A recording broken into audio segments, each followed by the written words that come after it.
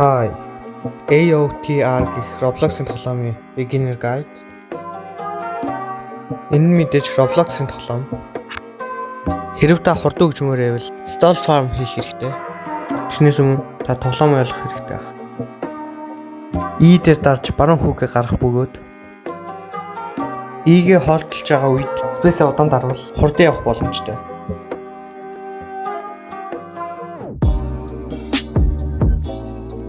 Өөр бусад зүйлийг та settings-ээс харж болно. За одоо stall хэрхэн хийхийг зааж өгье. Эхлээд та play дээр дарна. Play дээр дарсны дараа missions дээр дарна. Дараа нь loading docks map дээр дарна. Тэгэд objectives дээр дараад stall-ыг тавина.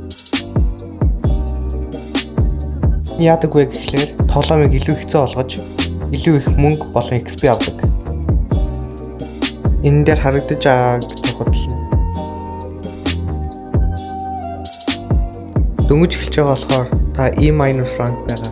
E- ranktайгаа хүмүүс иргэдээр байгаа онгоцыг Colossal Titan-аас 1 минут 20 секунд хамгаална. Та шууд эхлээд энийг хийх юм бол танд хэцүү байна. Яагаад гэвэл та Colossal Titan-ыг one shot-лж чадахгүй.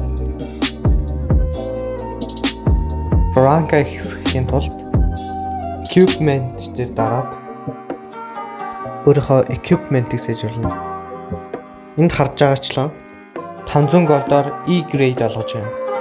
Гэхдээ та энд байгаа бүх equipment-уудыг E grade олгосноор та E grade.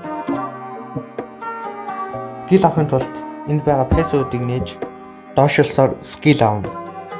Skill авахын тулд танд SP болон gold хэрэгтэй.